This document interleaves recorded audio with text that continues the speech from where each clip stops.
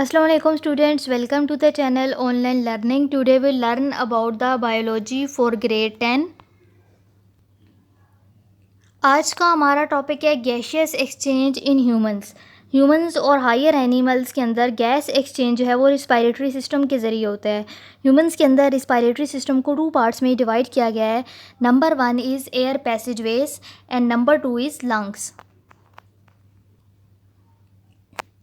Air passageways में वो part शामिल है जिन पार्ट्स के ज़रिए एक बाहर से एयर ह्यूमन बॉडी के अंदर लंग्स के अंदर इंटर होती है और जब बॉडी के अंदर गैस एक्सचेंज हो जाता है तो उसके बाद वो बाहर रिलीज़ हो जाती है। तो पैसेज ऑफ जो एयर है वो बॉडी के अंदर डिफरेंट पार्ट्स के ज़रिए होती है। तो सबसे पहला पार्ट जो कि गैस एक्सचेंज में इन्वॉल्व होता है वो है हमारा नोज़, हमारा नाक के अंदर एक पार्ट होता है जिसको हम कहते हैं नेज़ल कैविटी। नेज़ल कैविटी जो है वो आउटसाइड इन्वायरमेंट के साथ ओपन होती है, कांटेक्ट में होती है थ्रू स्मॉल ओपनिंग जिसको हम कहते हैं नोस्ट्रिल्स, यानी कि हमारे नाक के अंदर 2 सुराख होते हैं, उनको हम कहते हैं नोस्ट्रिल्स। और इन नोस्ट्रिल्स के ज़रिए हमारा जो नाक है वो आउटसाइड इन्वायरमेंट के साथ कांटेक्ट में होता है। नेज़ल कैविटी को फर्दर 2 पोर्शंस में डिवाइड किया गया है थ्रू अ वॉल, और हर पोर्शन के अंदर यानी कि हमारे नाक के अंदर फाइन हेयर्स होते हैं और म्यूकस होता है। ये क्या काम करते हैं कि वो एयर जो कि हमारी बॉडी में नाक के ज़रिए इंटर हो रही होती है उस एयर के अंदर होते हैं डस्ट पार्टिकल्स। तो ये इन डस्ट पार्टिकल्स को फ़िल्टर करते हैं। इसके अलावा हमारे नाक के अंदर जो म्यूकस होता है वो क्या करता है, हमारी नाक को मॉइस्चर रखता है, गीला रखता है, और कोई भी एयर जो बॉडी में इंटर हो रही होती है उस एयर को गर्म करता है, और उस एयर का जो टेम्परेचर है वो हमारी बॉडी के टेम्परेचर के इक्वल कर देता है। ये जो नेज़ल कैविटी है वो फर्दर ओपन होती है फेरिंग्स में, और by means of 2 small opening जिसको हम कहते हैं इंटरनल नोस्ट्रल्स, यानी इंटरनल नोस्ट्रल्स के ज़रिए जो है वो नेज़ल कैविटी फेरिंग्स में ओपन होती है। फेरिंग्स एक मस्कुलर पैसेज है और ये ऐसा पैसेज है जिसमें से फूड और एयर दोनों चीज़ें जो है वो पास हो रही होती हैं। फेरिंग्स फर्दर जो है वो एक्सटेंड करता है एसोफेगस की ओपनिंग में और एक्सटेंड कर रहा होता है लैरिंग्स के में। तो फेरिंग्स के नीचे एक स्मॉल नैरो ओपनिंग होती है जिसको हम कहते हैं ग्लोटिस, जो कि फेरिंग्स की बेस पे प्रेजेंट होता है, और इस ग्लोटिस के ज़रिए ही फेरिंग्स ओपन हो रहा होता है लैरिंग्स में। ग्लोटिस को फ्लैप ऑफ टिश्यूज़ ने कवर किया होता है। इन फ्लैप ऑफ टिश्यूज़ को हम कहते हैं एपिग्लोटिस। लैरिंग्स क्या है? लैरिंग्स एक बॉक्स है जो कि कार्टिलेज से मिलके बना होता है। लैरिंग्स जो है वो फेरिंग्स और ट्रेकिया के दरमियान में प्रेजेंट होता है, और लैरिंग्स को हम वॉइस बॉक्स भी कहते हैं। वॉइस बॉक्स क्यों कहते हैं? क्योंकि लैरिंग्स में फिब्रियस बैंड्स होते हैं जिनको हम कहते हैं वोकल कॉर्ड्स, और जब ये वोकल कॉर्ड्स वाइब्रेट करते हैं तो इनकी वाइब्रेशन से साउंड प्रोड्यूस होती है।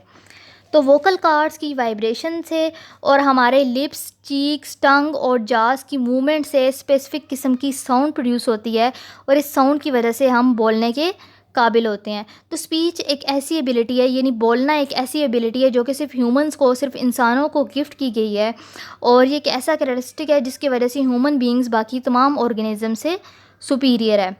फिर लैरिंग्स जो है वो फर्दर कंटिन्यू हो जाता है, यानी कि लैरिंग्स जब नीचे को आता है तो वो आगे से ओपन होता है ट्रेकिया में। ट्रेकिया में ओपन होता है जिसको हम विंड पाइप भी कहते हैं, और ट्रेकिया की लेंथ है 12 सेंटीमीटर, और ट्रेकिया जो है वो एसोफेगस के फ्रंट में प्रेजेंट होता है। ट्रेकिया के अंदर सी शेप की कार्टिलेजिनियस रिंग्स होती हैं ट्रेकिया की वाल में, और ये जो कार्टिलेज होता है ये ट्रेकिया को कोलैप्स होने से, आपस में टकराने से रोकता है। जब ट्रेकिया के अंदर हवा नहीं होती तो ये ट्रेकिया की वाल्स को आपस में कोलैप्स होने से रोकता है। तो जब ये ट्रेकिया जो है वो फर्दर इंटर होता है चेस्ट कैविटी में। चेस्ट कैविटी में जब इंटर होता है तो ये 2 स्मॉलर ट्यूब्स में कन्वर्ट हो जाता है, जैसे कि आप इस पिक्चर में देख सकते हैं कि ट्रेकिया 2 स्मॉलर ट्यूब्स में कन्वर्ट हो रहा है। इन स्मॉलर ट्यूब्स को हम कहते हैं ब्रोंकाई। ब्रोंकाई क्या करते हैं? ब्रोंकाई के अंदर कार्टिलेजिनस प्लेट्स होती हैं, और ये जो ब्रोंकाई हैं ये लंग्स के अंदर अपनी अपनी साइड पे लंग्स के अंदर इंटर होती हैं, और वो फर्दर स्मॉलर ब्रांचेस में डिवाइड हो जाती हैं।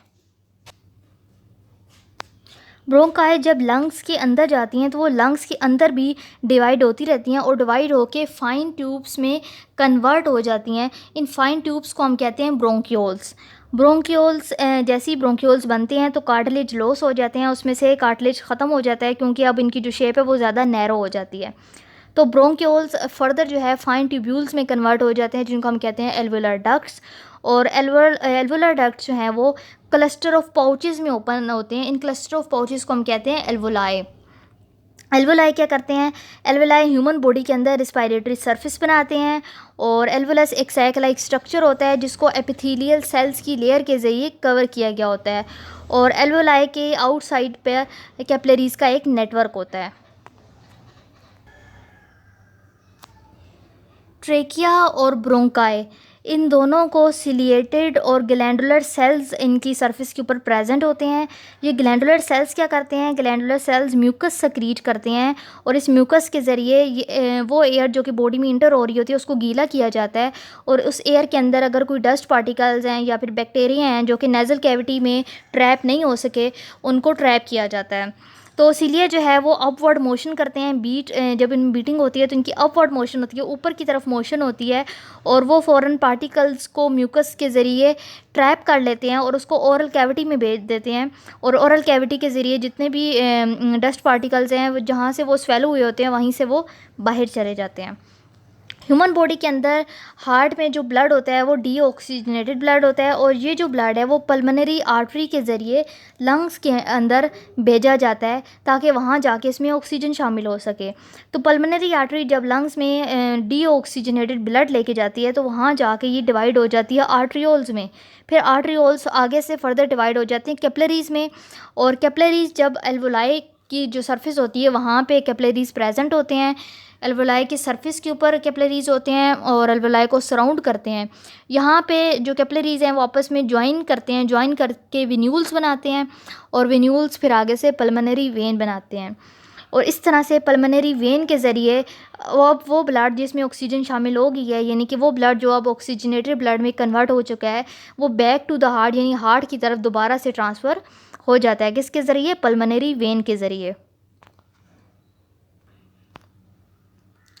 लंग्स, थोरैकिक कैविटी में लंग्स होते हैं, पेयर ऑफ लंग्स होता है, यानी कि 2 लंग्स होते हैं, और जो लंग्स होते हैं उनकी जो चेस्ट वाल है वो 12 पेयर ऑफ रिब्स से मिलके बनी होती है, और इसमें 12 पेयर ऑफ रिब मसल्स होते हैं। रिब मसल्स को हम कहते हैं इंटरकोस्टल मसल्स।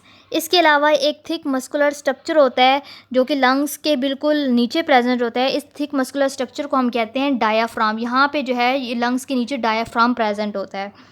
लेफ़्ट लंग जो है वो स्मॉलर होता है, उसकी रीज़न ये है कि उसके अंदर 2 लोब्स होती हैं, लेकिन जो राइट साइड वाला लंग होता है वो उसका साइज़ बड़ा होता है क्योंकि उसमें 3 लोब्स होती हैं।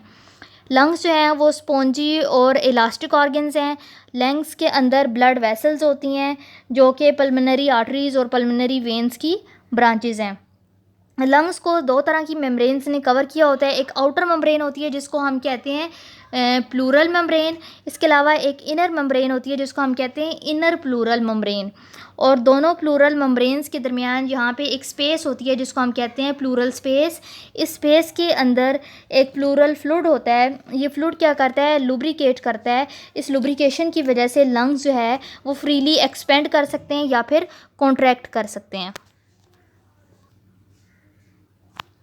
मैकेनिज़्म ऑफ ब्रीथिंग, ऐसी फ़िज़िकल मूवमेंट जिस फ़िज़िकल मूवमेंट के ज़रिए गैसेस एक्सचेंज होता है, इस फ़िज़िकल मूवमेंट को हम कहते हैं ब्रीथिंग। और ह्यूमन बॉडी के अंदर ब्रीथिंग की 2 तरह की फेजेस होती हैं। नंबर 1 इज़ इनहेलेशन, इनहेलेशन को इंस्पायरेशन भी कहते हैं, and number 2 is exhalation, exhalation को एक्सपायरेशन भी कहा जाता है। इनहेलेशन और इंस्पायरेशन, इंस्पायरेशन के दौरान क्या होता है कि रिब मसल्स जो हैं वो रिब मसल्स कॉन्ट्रैक्ट करते हैं। रिब मसल्स कॉन्ट्रैक्ट करते हैं तो रिब्स जो है वो ऊपर की तरफ मूव करते हैं, अपवर्ड मूव करते हैं। At the same time dome shape diaphragm जो है वो भी कॉन्ट्रैक्ट करता है। यहाँ पे जो है वो डायाफ्राम प्रेजेंट होता है, ये डायाफ्राम कॉन्ट्रैक्ट करता है और वो नीचे की तरफ मूव करता है डायाफ्राम। इस मूवमेंट की वजह से थोरैसिक कैविटी का जो रीजन है, एरिया है, वो इंक्रीज़ हो जाता है। जब एरिया इंक्रीज़ हो जाता है तो लंग्स के ऊपर प्रेशर जो है वो डिक्रीज़ हो जाएगा। लंग्स के ऊपर प्रेशर डिक्रीज़ होगा तो लंग जो है वो आसानी से एक्सपेंड करेंगे, फैलेंगे। जब लंग्स फैलेंगे तो लंग्स के अंदर जो एयर प्रेशर है वो कम हो जाएगा। तो इस एयर प्रेशर जो अब लंग्स के अंदर कम हो गया है, इसको बैलेंस करने के लिए बाहर से जो हवा है वो लंग्स के अंदर इंटर होगी ताकि दोनों साइड्स पे जो प्रेशर है वो इक्वल होगा। तो इस तरह से इनहेलेशन और इंस्पायरेशन का प्रोसेस होता है। एक्सलेशन और एक्सपायरेशन। एक्सलेशन और एक्सपायरेशन के दौरान जो गैशियस एक्सचेंज होता है लंग्स के अंदर, तो वो एयर जो कि बॉडी के अंदर गई होती है वो बाहर रिलीज़ होती है। बाहर रिलीज़ किस तरह से होती है? जो रिब मसल्स पहले कॉन्ट्रैक्ट हुए थे, अब वो रिब मसल्स जो हैं वो रिलैक्स हो जाएंगे। जब वो रिलैक्स होंगे तो रिब्स जो हैं वो अपनी जो दोबारा ओरिजिनल पोजीशन है उस पर वापस आ जाएंगे। जैसे आप इस पिक्चर में देख सकते हैं कि रिब्स जो है अपनी ओरिजिनल पोजीशन में वापस आ रहे हैं। और डायाफ्राम जो है अब वो रिलैक्स हो जाएगा, और रिलैक्स हो गए वो भी ऊपर की तरफ अब वो मूव करेगा। ऊपर की तरफ मूव करेगा तो चेस्ट कैविटी की जो स्पेस है वो कम हो जाएगी। यहाँ पे जो एरिया है चेस्ट कैविटी का वो कम हो जाएगा। कम होगा तो लंग्स के ऊपर जो है प्रेशर ज़्यादा होगा। जब प्रेशर ज़्यादा होगा तो लंग्स कॉन्ट्रैक्ट करेंगे, और कॉन्ट्रैक्ट करके जितनी भी अंदर लंग्स के अंदर हवा होगी वो उसको बाहर की तरफ रिलीज़ करेंगे।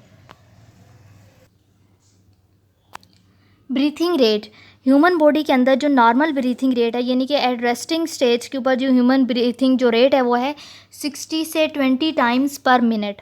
और ये जो रेट ऑफ ब्रीथिंग है ये हमारी ब्रेन के अंदर एक रिस्पायरेटरी सेंटर होता है। इस रिस्पायरेटरी सेंटर के ज़रिए इस ब्रीथिंग रेट को जो है वो कंट्रोल किया जाता है। रिस्पायरेटरी सेंटर जो है वो किस से सेंसिटिव होता है? वो ब्लड में कार्बन डाइऑक्साइड की कंसंट्रेशन के ज़रिए उससे सेंसिटिव होता है, यानी कार्बन डाइऑक्साइड की कंसंट्रेशन से जो है वो रिस्पायरेटरी सेंटर कंट्रोल हो रहा होता है। जब हम एक्सरसाइज करते हैं या कोई सख्त काम करते हैं तो हमारे जो मसल्स हैं उन मसल्स के अंदर सेलुलर रिस्पायरेशन होती है। जब सेलुलर रिस्पायरेशन होती है तो कार्बन डाइऑक्साइड प्रोड्यूस होती है। कार्बन डाइऑक्साइड प्रोड्यूस होगी तो कार्बन डाइऑक्साइड हमारे ब्लड में रिलीज़ होगी। जब वो ब्लड में रिलीज़ होगी तो हमारी बॉडी के अंदर जो कार्बन डाइऑक्साइड की जो कंसंट्रेशन है वो ज़्यादा हो जाएगी।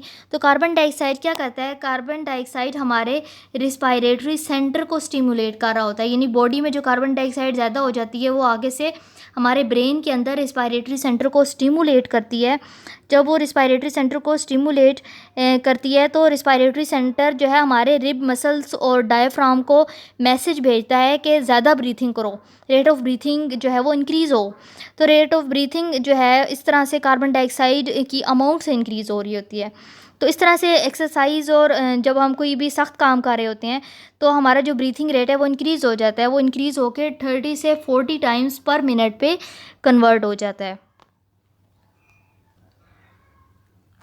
Comparison between inspired and expired air. अगर हम कंपैरिजन करें कि हम वो एयर जो इंस्पायर कर रहे होते हैं यानी कि बॉडी के अंदर लेके जा रहे होते हैं, और वो एयर जो एक्सपायर कर रहे होते हैं यानी बॉडी से बाहर निकाल रहे होते हैं, उसके अंदर कितनी अमाउंट होती है डिफरेंट तरह के सब्सटेंसेस की।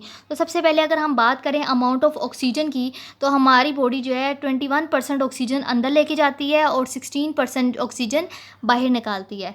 इसी तरह से कार्बन डाइऑक्साइड है, हमारी बॉडी के अंदर 0.04% कार्बन डाइऑक्साइड बॉडी के अंदर जाती है और 4% जो है वो बाहर रिलीज़ होती है। इसी तरह से नाइट्रोजन है, नाइट्रोजन 79% इनहेल हो रही होती है और 79% ही एक्सेल हो रही होती है। वाटर वेपर्स हैं, वाटर वेपर्स की अमाउंट जो कि बॉडी के अंदर जाती है वो वेरिएबल है, यानी वो सेम नहीं होती। और लेकिन जो एक्सपायर वो वाटर वेपर जो बॉडी से बाहर एक्सपायर हो रहे होते हैं यानी बाहर निकल रहे होते हैं वो सैचुरेटेड होते हैं।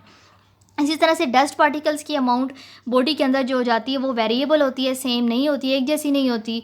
और लेकिन डस्ट पार्टिकल्स बॉडी के अंदर तो जाते हैं लेकिन वो एक्सपायर नहीं होते, यानी कि डस्ट पार्टिकल्स बॉडी से बाहर नहीं आते। इसी तरह से टेम्परेचर है, तो टेम्परेचर जो वो हवा जो हमारी बॉडी के अंदर इंटर हो रही होती है उसका जो टेम्परेचर है वो वेरिएबल होता है, यानी कि एक जैसा नहीं होता। लेकिन वो हवा जो एक्सपायर हो रही होती है, एक्सपायर्ड एयर के अंदर जो टेम्परेचर होता है वो जो बॉडी टेम्परेचर के इक्वल होता है। I hope students you have learned the concept of gaseous exchange in humans and mechanism of breathing. If you like my video, kindly subscribe my channel. Allah Hafiz.